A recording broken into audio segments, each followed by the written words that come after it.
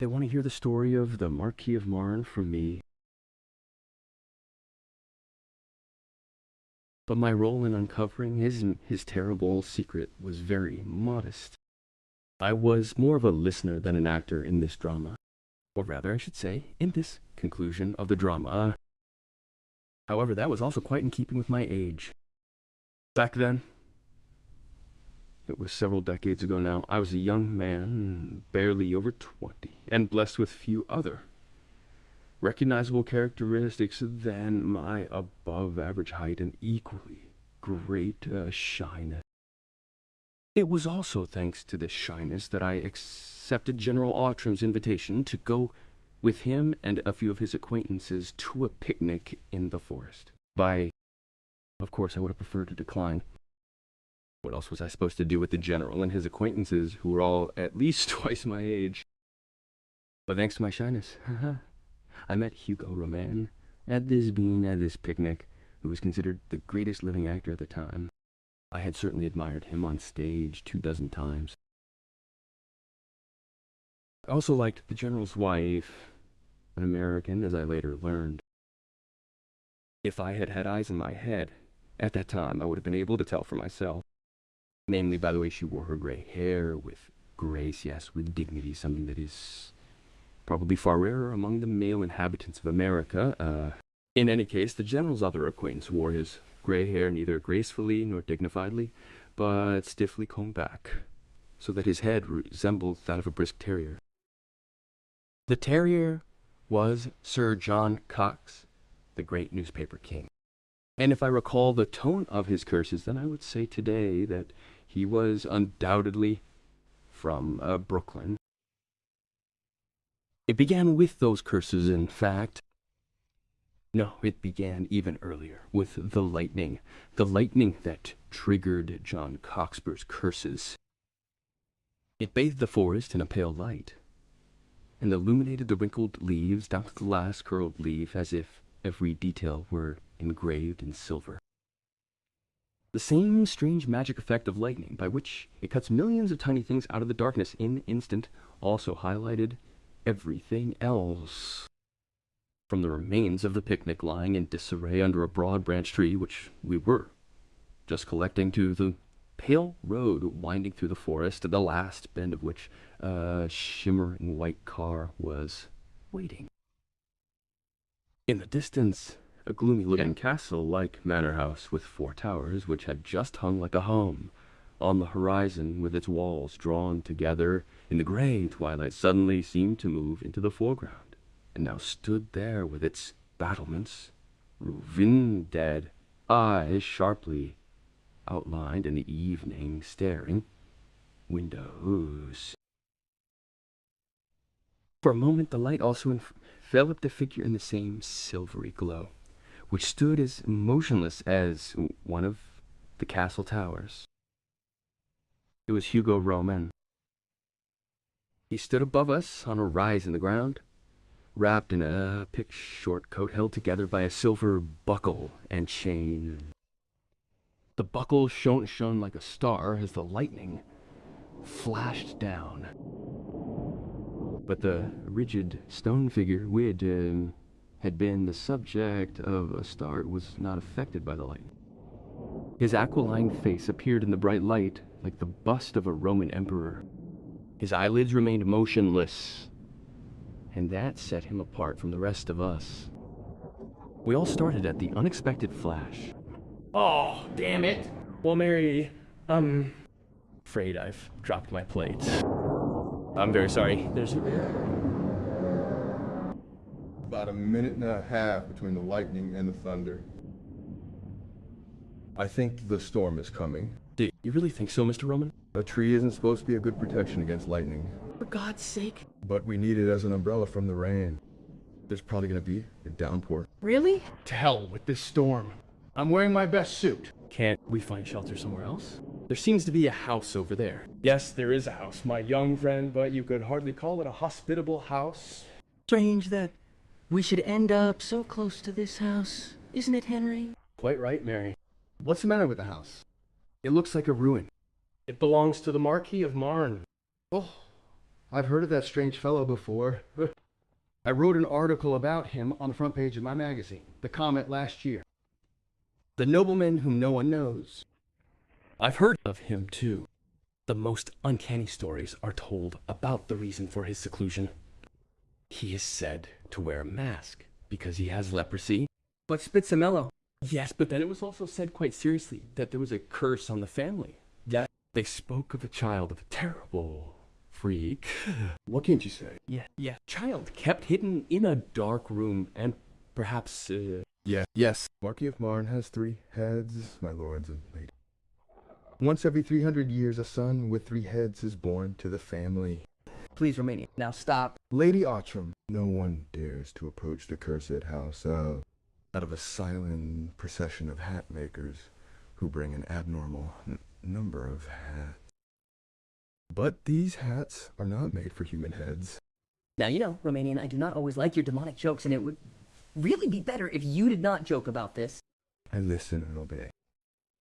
But may I not ask, like a good soldier, why? Yes, because Marquis is not the nobleman whom no one knows. Oh. I know him myself. Well, that is to say, I knew him very well, at least when he lived as an Itash in Washington 30 years ago, when we were all, as our friend Mello, he wore no mask, at least not in my presence, and he was no leper, although he may have been lonely. And he had only one head and only one heart, and it was broken. An unhappy love story, of course. Damn it, I think that would be something for the comment. It's supposed to be a compliment to us, Cuthbert, that you always assume that a man's heart can only be broken by a woman. But there are other kinds of love and sorrow. What brought poor James down was the death of his brother. His brother, who was actually his cousin, had been brought up with him like his brother and was closer to him than most brothers are wont to do. James was the older of the two, and always looked up to Maurice with adoration as to a god. In his opinion, Maurice was simply a marvel. James was no fool and a very good politician, but it seems that Maurice was made for all professions and was equally good at them all, that he was a brilliant artist, an actor, and a musician, not to mention everything else, see? But please, darling, James was a very, very handsome man, tall, strong, and energetic. But Maurice, judging from the pictures I had seen of him, was simply a handsome man. Well, even if he bore more resemblance to a tenor than is permissible for a gentleman. Well, darling, that's what you were. James asked me over and over again whether his friend Maurice was not a miracle, whether every woman would not fall in love with him, and so on and so forth. It was simply too much to bear to listen to. But this friendship suddenly turned into a tragedy. His whole life seemed to be absorbed in this idolization, but one day the idol fell from its pedestal and shattered like a porcelain figurine. Nothing more than a coal, really just a coal, which Maurice had caught at the sea, and it was all over. After that, James cut himself off from the world entirely. He first went on journeys to Asia, to the South Seas, to God knows where. Death has different effects on different people. The sudden death of Maurice dying caused him to completely shut himself off from the world, and even tried to escape from his memory as much as possible. For example, he could no longer bear the slightest hint of their old friendship, would no longer see a picture of the dead man, would not hear anything from him, and kept everything that had anything to do with him at his distance, Well, he stayed away for 10 years. Then there was a rumor that something had revived at the end of his exile, but when he returned, he completely collapsed. It's all right, Mary. I beg you, he fell into religious melancholy. Yes, that's almost the same as madness. So Henry, I beg you, please stay under this branch. You'll be soaked to the skin in this rain. Well now, Mary, I'll stay here. They say the priests have taken possession of James. No, I know. He spent huge sums of money on founding a monastery. Lives like a monk himself. Or at least like a one-seer. Like an one-seer? I don't understand how anyone can think such a thing is good. A damn superstition. That should be made public. These vampires get hold of a man who could have done great service to the world and suck his blood.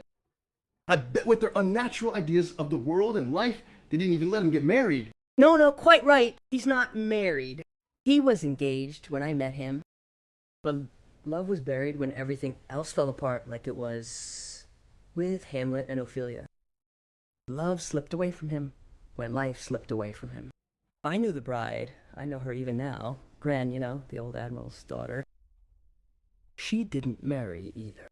How disgraceful. That's devilish. It's not just a tragedy, it's a crime.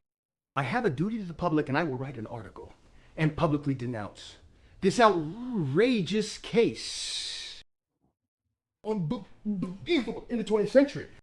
The storm has passed over us. Roman, are you really standing there again, as if carved from marble? The rain has stopped too. So you will not need to pay a visit to the hospitable house of Marne. Oh, I will never do that again. Have you tried again before? Yes. But let's leave all this alone for now. May I accompany you back to the carriage? That would be very kind. If I may offer you my arm. And my umbrella, because it is still dripping from the trees. Mo, wait. Let the others go ahead. Coxburgh does not need to hear it. But since you just asked, it is better if you know the truth. I can never forgive you for this snub, but I believe the monks have done him such a disservice that he cannot do otherwise. My wife, the best friend he had in America, visited him while he was walking in the garden. He looked down like a monk and wore a black hood that was at least as ridiculous as a mask. She had announced herself and was standing in the garden to greet him on the same path he had come along. And what do you think? Without a word and without a glance, he walked past her as if she had been a stone in the way. He was no longer a human being, just a walking, wind-up machine. I could not say anything in response. This was all different from what I had expected. It was confusing and disturbing. For example, the strange look that Rum and the General had exchanged during Lady Outram's story seemed completely incomprehensible to me. In any case, when I returned home from this rather gloomy excursion, I slept fitfully enough, and set out the next morning in search of a friend. I didn't know any monks, but I did know a priest from whom I would have liked to know what the situation was with the cruel superstition that hung so threateningly over the castle of the Marquis of Marne, like the storm cloud that had gathered that afternoon. After wandering around in vain for a long time, I finally found Father Braun in the children's room of the house of a good acquaintance of mine who was taking a country outing with his entire family. Father Braun was sitting on the floor and was earnestly trying to figure out which of 3 brightly colored doll's hats he should fasten on the head of a teddy bear, Eric. The situation confused me even more. It was impossible for me to talk about the problem that was sensing me right away. I wanted to make a little conversation first, however ill-suited I was for it. Yes, I'll just drop by. The conversation was accordingly. Let's see what's new. Yes, I'm very glad you stopped by, Mo. Then you see the problem is, which hat looks best on the teddy bear? I promised the children that when they come back, Teddy will have a hat on. And when I ask the TTI, he can't quite make up his mind. Sometimes he says yes, and sometimes he says no. No. And what do you say, Mello? Well, I don't know at the moment. Maybe this one or that one. What? Okay, let's take that one. Yes, what I wanted to say is that they haven't had a new case in the meantime. The Father Brown Case? Yes, I mean, when they've solved the crime so often. How on earth do they manage to do that? Someone gets murdered. Well, I'm thinking of Finn or Dalma Anban, for example. Everyone racks their brains, and then suddenly they come along and tell anyone who will listen how the murder was carried out. Some people say they have second sight. No. Yes, of course. I don't believe that either. But then, it really is a secret. I'm feeling very peaceful today, dear Mello. And then so I'll tell you my secret right away so that you don't continue to think inconsistent things. And the secret is, you see, I killed all these people myself. No, what did you mean? Yes, I murdered them all myself. That's why I knew this guy all the way around. Father Braun, wasn't it? The hat fits perfectly. What? I had thought about and planned every crime in detail. I had thought out exactly how something like this could be done, and what state of mind a man would have to be in to carry out such a deed. And when I was absolutely certain that I had completely put myself in the shoes of the murderer, of course I knew who he was. They didn't scare me badly. I really thought they meant it. Well, but of course you were just using a figure of speech. No, I didn't use a figure of speech. I wanted to say that I saw myself committing the murders with my real self. I didn't actually kill the men with an object, but that's not the point. I wanted to say that I thought incessantly about how a man could possibly get to that point until I finally got to that point myself. Only the last step. The last step was missing. This method was once recommended to me by a friend as a kind of religious exercise. I believe he got it from Pope Leo, the guy for whom I had always been a great admirer. Yes, but the science of solving crimes, that's The thing. Science is a great thing when it is applied in the right place. But what people mean by this word in 9 out of 10 cases today when they say that solving crimes is their science, they mean placing oneself outside a man and studying him as a gigantic insect. They call it objective and impartial observation, but I would rather call it a pitiless corpse sitting. If I squint my hat a little more here, it will look even more stylish. Don't you see? When the scientific criminologist speaks of characters, he never means himself, but always is a fellow human being, and probably a poorer fellow human being, whom he gawks at as if he were a prehistoric monster detached from our time. Yes, and what you call my secret is exactly the opposite of such a way of looking at things. I do not try to place myself outside of the person. I try to slip into the murderer's shoes, but that does not really express the matter because I am really inside a person. I never step out of him. I move his arms and legs, and then I wait until I know that I am inside a murderer. I think his thoughts. I fight with his passions. I crouch down in the position of his crouching, hateful prey to a victim until I see the world with his blood-shot squinting eyes, the same squint as he does. And I stare at one point, half stupid, seeing nothing to the right or left. In a word, until I myself am the murderer. And they call that a religious exercise as... Yes, I call that a religious exercise. It is in fact so much of a religious exercise that I would have preferred not to talk about it at all.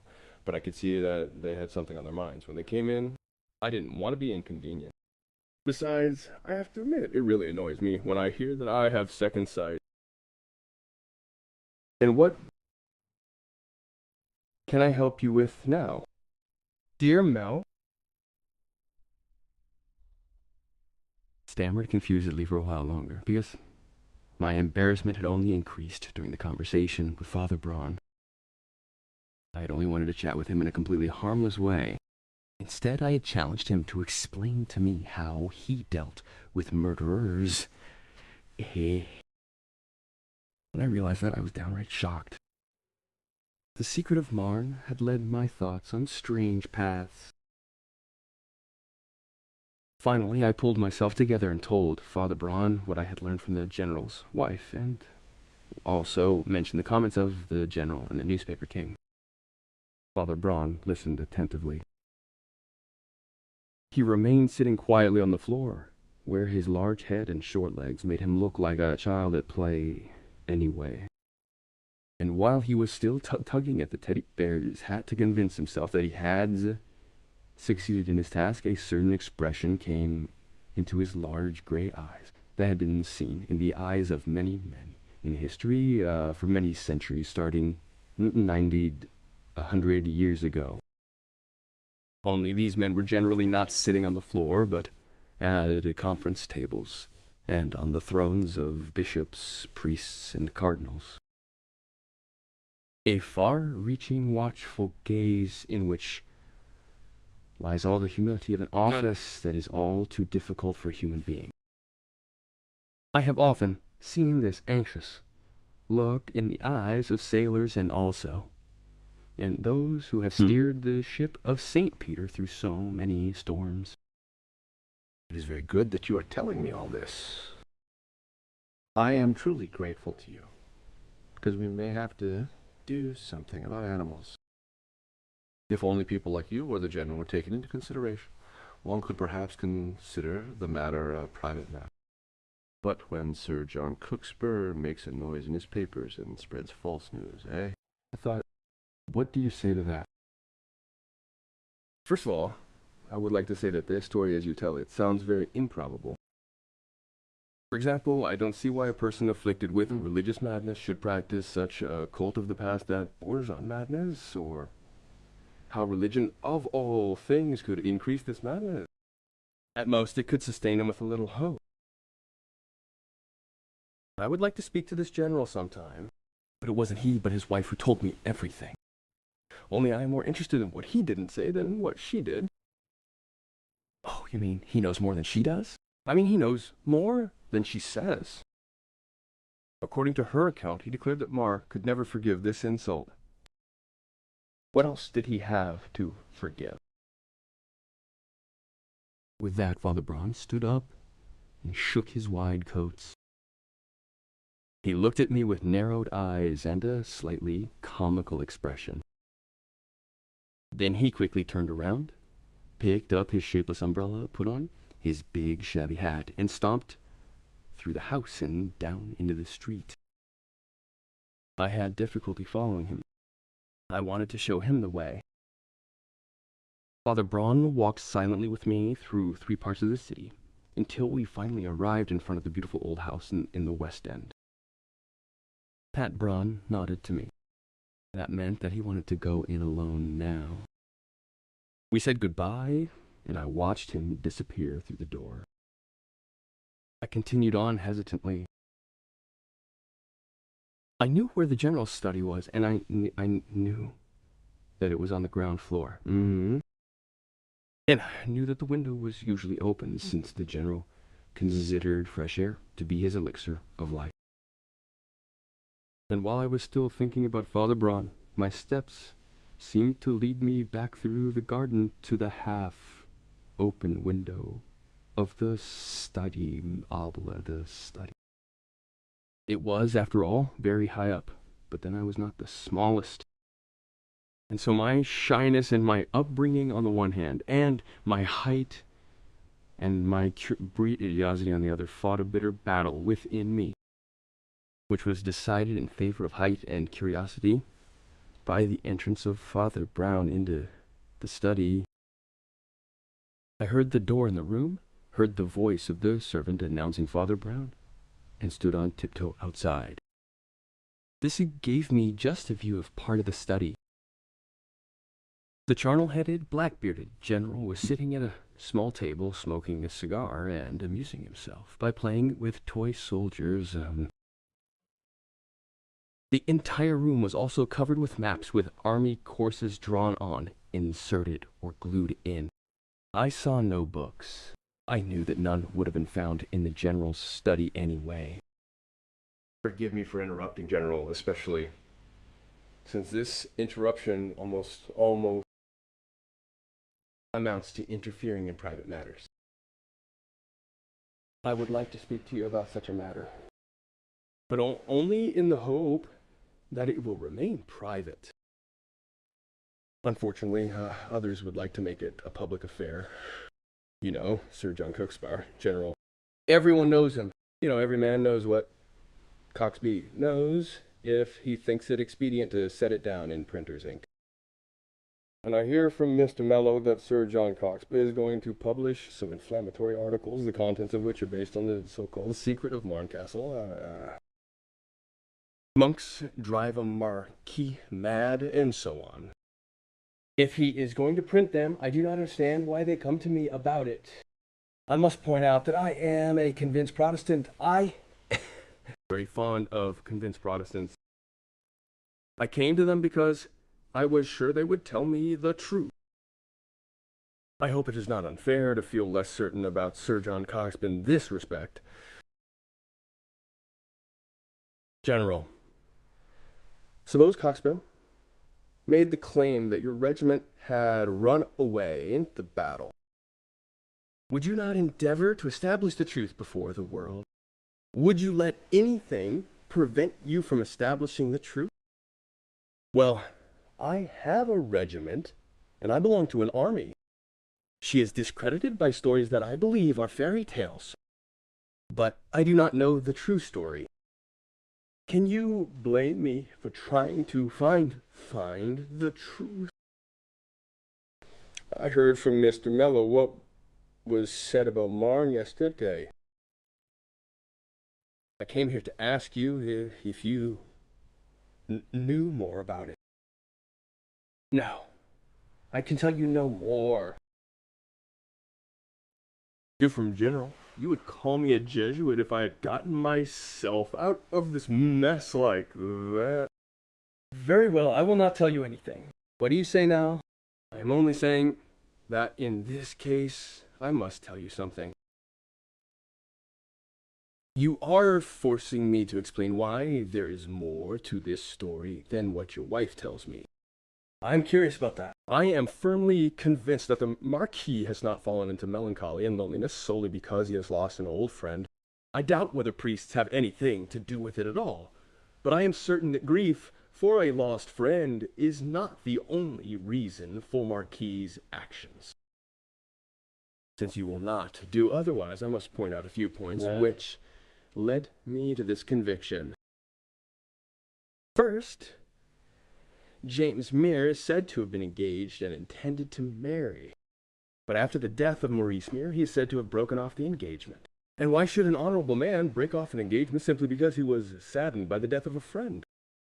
It is much more probable that he clung even more closely to the only person he had left in order to find comfort. At least the death of his friend could not have been a reason for breaking off the engagement. You know, did you want to say something, Mr. General? No. A second point. James Mere kept asking his girlfriend whether his cousin, Maurice, was not very charming, and whether women did not admire him. I do not know whether it occurred to the lady that these questions could have another meaning. I will have nothing more to do with this accursed story. The third point is Jim Mere's strange way of mourning. He destroys all keepsakes, covers up all pictures, and so on. I admit that sometimes it happens. It can be an expression of passion and grief, but it can also something else.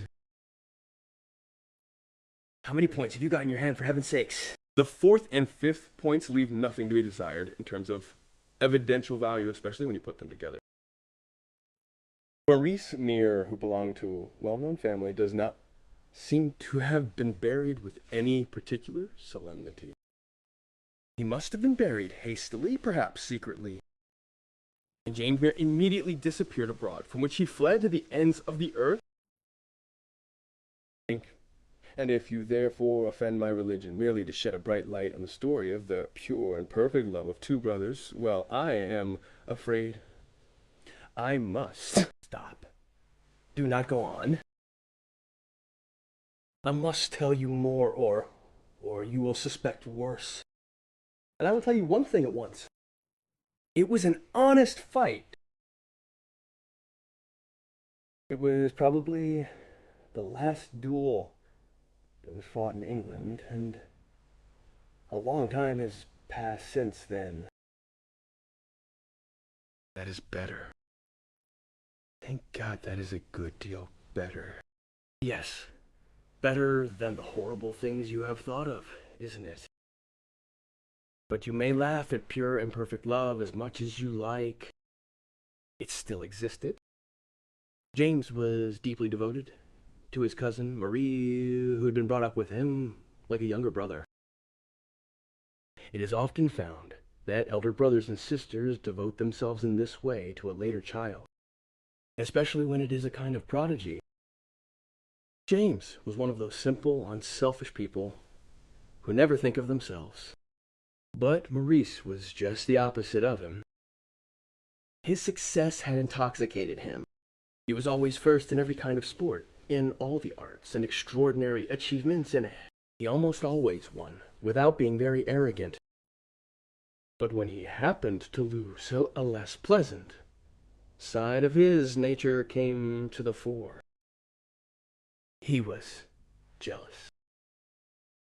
It would take too long to tell you in detail how this jealousy manifested itself after his cousin's engagement, how his restless vanity drove him to interfere in the affairs of the other's heart. Suffice it to say that James, who was inferior in Maurice in most things, was a better shot. And there, the tragedy ended. You mean the tragedy began? The tragedy of the survivor? I thought that no human vampires were needed to make him unhappy. In my opinion, he is much more unhappy than he needed to be. After all, it was an honest fight, and James had been challenged. How do you know all this? Because I saw it all. I was James's second, and I saw Maurice lying dead on the sand before me.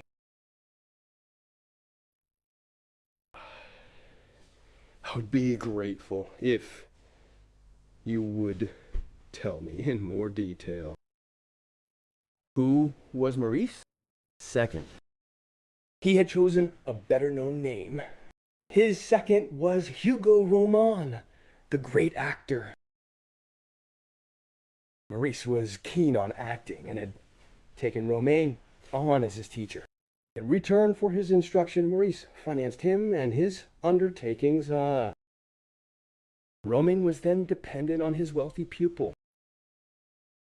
However, his role as second did not prove that he was inwardly on Maurice's side. Each duelist, in accordance with the English custom, had only one second. I wanted to at least call in a surgeon, but Maurice vehemently rejected this suggestion. The fewer people who knew about the duel, the better, he said. And in the worst case, help could be called immediately. In the village, which is less than half a mile away, he said, there was a doctor, and I knew him. He owns one of the fastest horses and can be there at once, but he need not be called until it is necessary. We all knew that Maurice was in the greatest danger, since he was not very good at handling a pistol.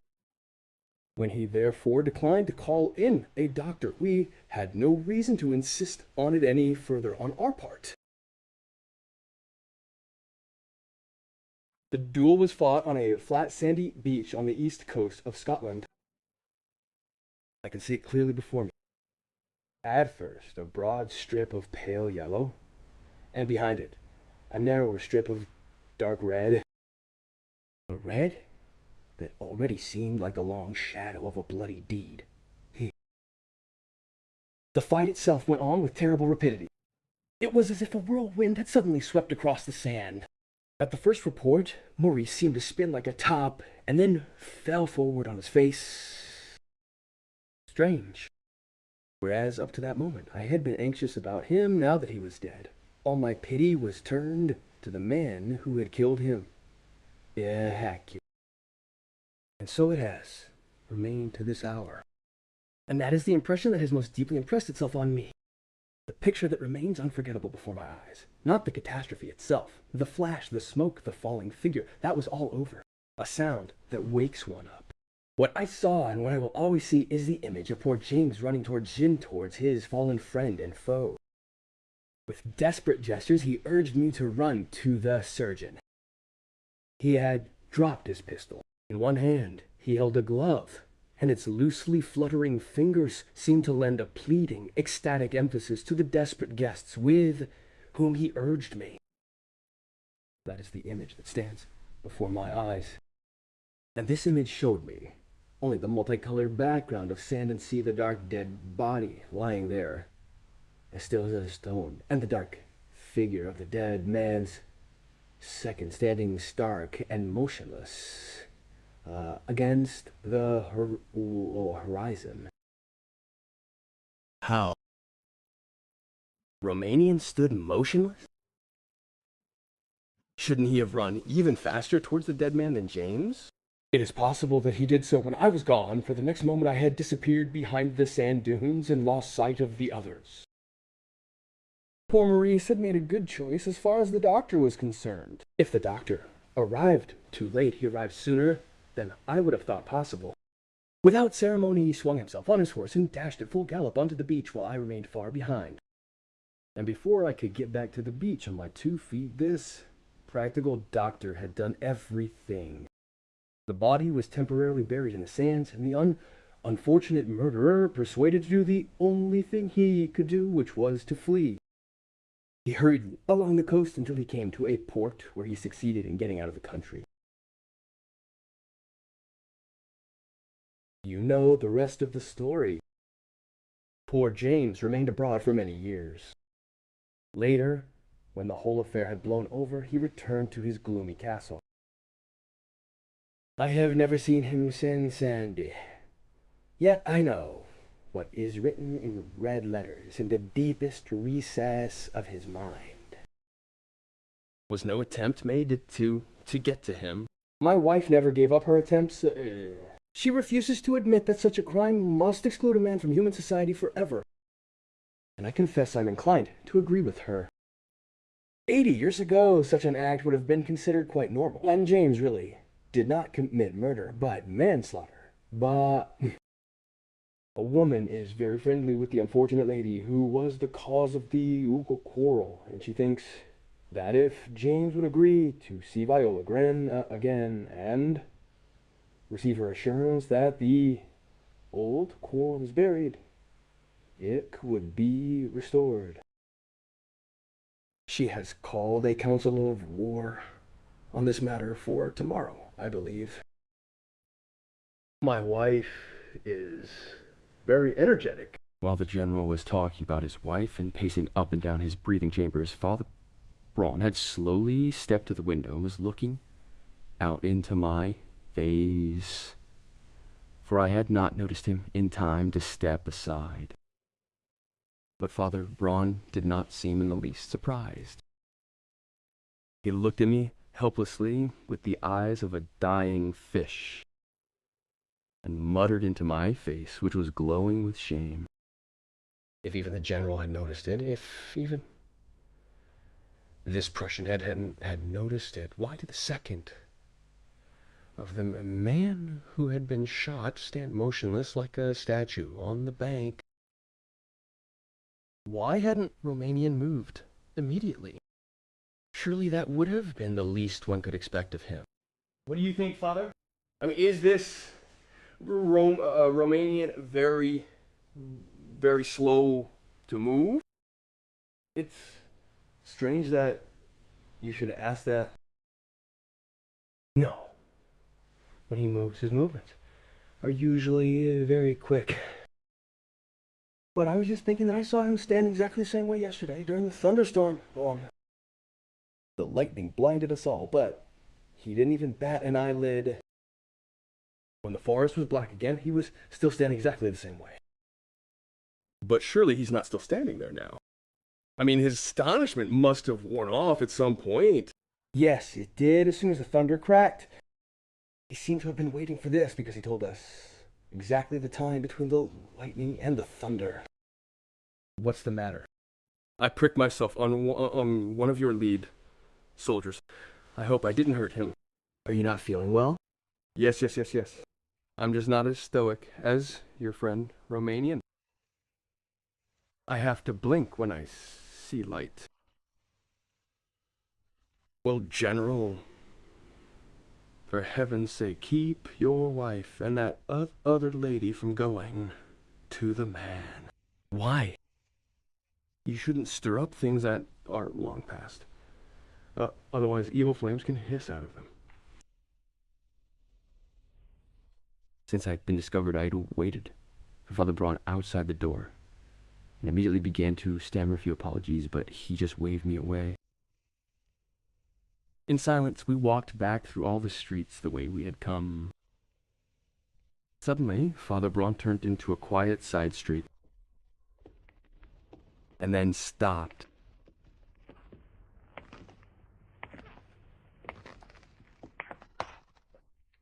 Look at that, Mello. You heard everything? Very embarrassed. Good if you're embarrassed. But I am thinking of something quite different. Why did Broman stop? Tell me why he stopped? I don't know. What do you think? My boy, there are two ways of renouncing the devil. And the difference between them is perhaps the deepest dichotomy in modern religion. Some people shudder at him because he is so far away, and others because he is so near. Virtue and vice are not so deeply separated as these two virtues. One may consider a crime horrible because one could never commit it. I consider it horrible because I could commit it. But that is not what I wanted to say now. I was only thinking of our conversation from before. Why did I stop here? Ah, yes. Dear Mello, take a look at that house. Over there. Do you notice anything unusual about this house? The shutters are closed.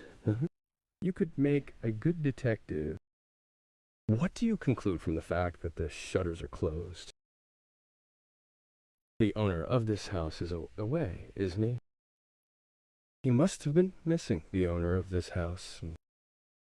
And if you have failed to get his autograph so far, I fear you will not have another opportunity anytime soon.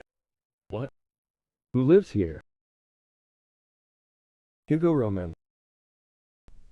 I would say he used to live here. I was completely stunned. The general's wife felt the same way when she learned the next day from Romain's lawyer that the actor had unfortunately had to leave immediately due to urgent commitments on the continent. We had all met in a small restaurant near Marne Castle, the general, his wife, Cockspur, and a tall, plain-dressed, still very pretty lady, Viola Grayson. We no longer had to wait for Roman, so we all set off without delay to bombard the castle with an urgent request for an interview. That was Lady Arim's plan. She was once again very surprised by the figure who came down the stairs towards us from the castle gates. This figure was not at all in keeping with the solemnity of the alley, and with such futile formalities as the reception of a deputation.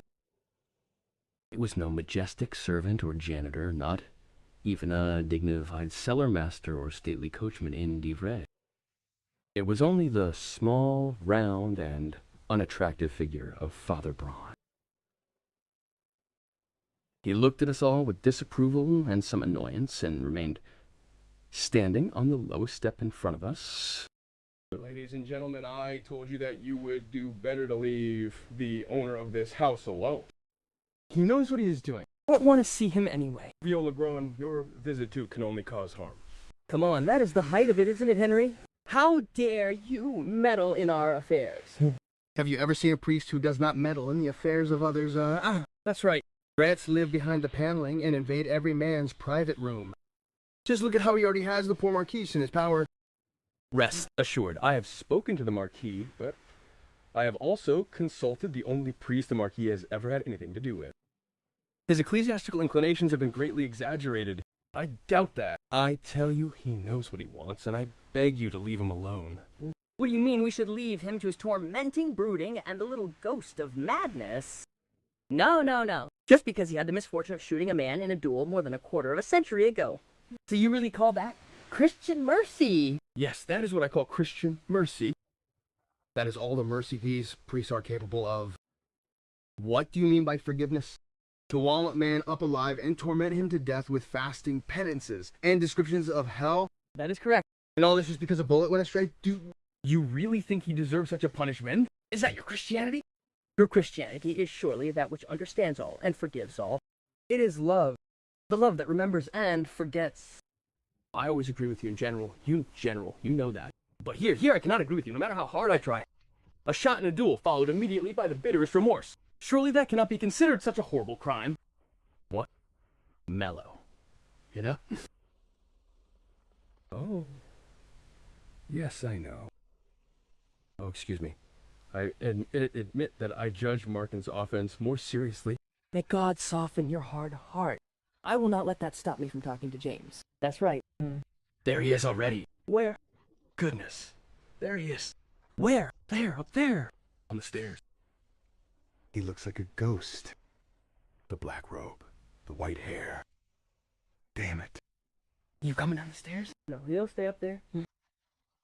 Waiting for you. Viola, go up. Yes, let's go. Go to James. Yes, Mary, I'll go upstairs.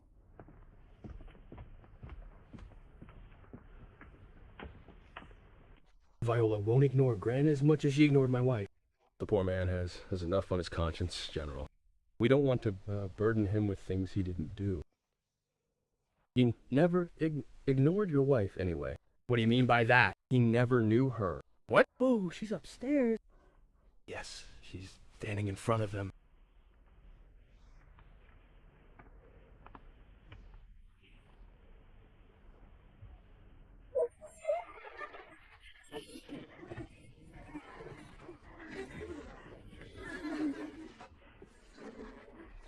What's the matter? What's the matter? Darling? Not James. It's Maurice. What? What are you talking about? It's shameful. No. It's Maurice. But Viola. Damn it. He's disappeared again. I think, lady, you'd better take your friend away. Yes, let's come. Come, Mike. No, I want to know. No, I'll go back to him at once. He's told me to tell you everything he's told me. Whatever the consequences, he doesn't want to keep his secret any longer. But if he commissioned them, why does he show himself? So that you can believe me. Oh, God. Come on. Tell Pato Braun. Great sensation. Damn it. I won't tell you how he told me, but how I discovered it myself. Yes, I knew from the beginning that the sinister human influence was novelistic nonsense, Sir John Coxburgh. That's their damned opinion. Our people might in certain cases persuade a man to enter a monastery, but not to bury himself in a medieval castle. Nor would they certainly want him to dress as a monk without being a human being. But it occurred to me that he himself might wish to cover himself with a monk's cape. I heard from him that he was a sufferer, then that he was a murderer. But a fleeting suspicion had already arisen in me that the reason for his flight from the world was not to be sought in what he was, but in who he was. I understand that. And then came the general's vivid description of the duel. Yes. And the most vivid thing for me in it was the figure of Mr. Romanian in the background. It stood out to me because it was in the background. It stood motionless, not moving or stirring, while the general hurried off to get help. And then I heard about Romanian's strange habit of standing completely still when he was waiting for something. So he waited in the forest for thunder.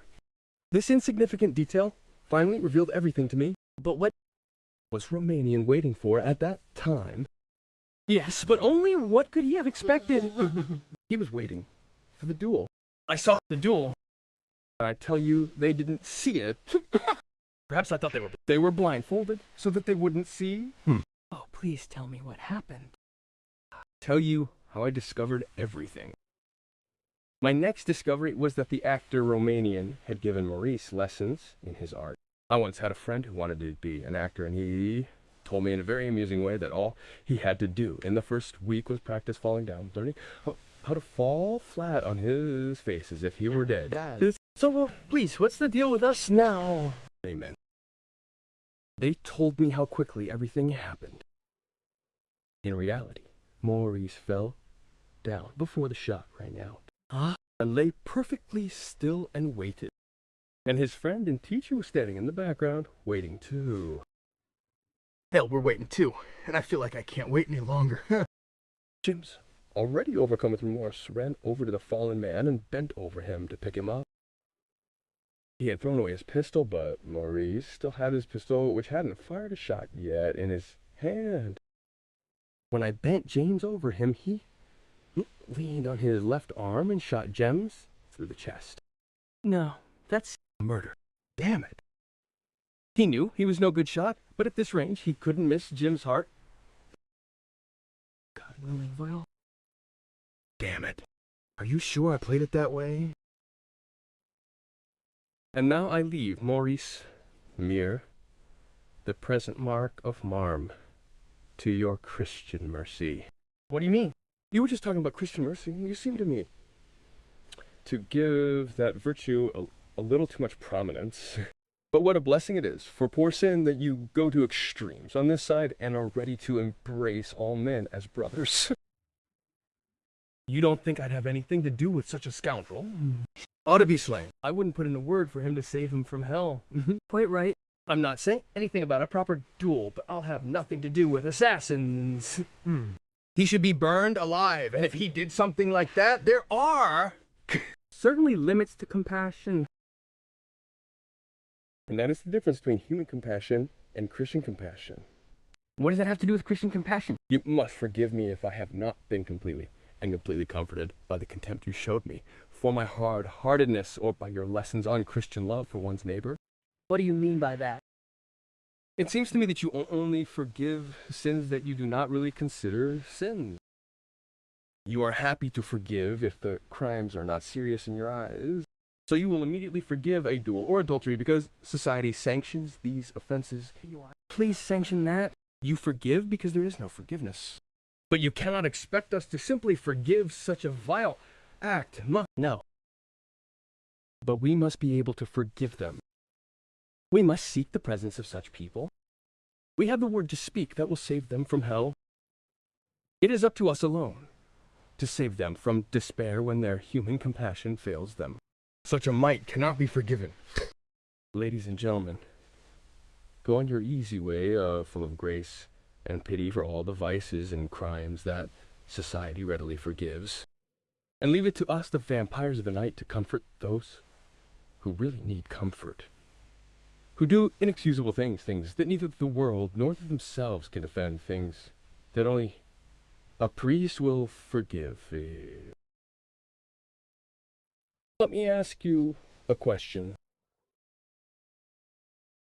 You are great, ladies and gentlemen, and completely sure of yourself.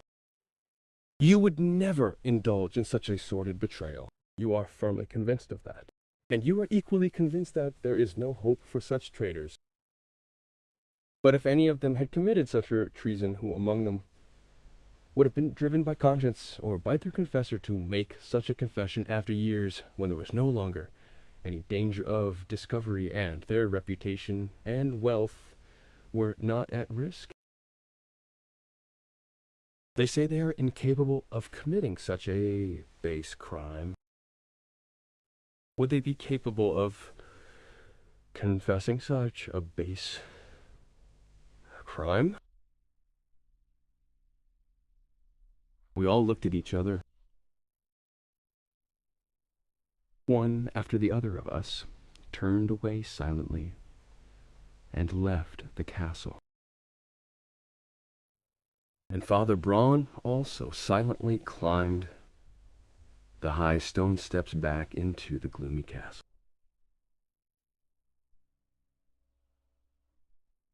We brought Mark von Maren by Gilbert Keys, Chesterton. Translation Rudolf Nutt. Radio adaptation Richard High.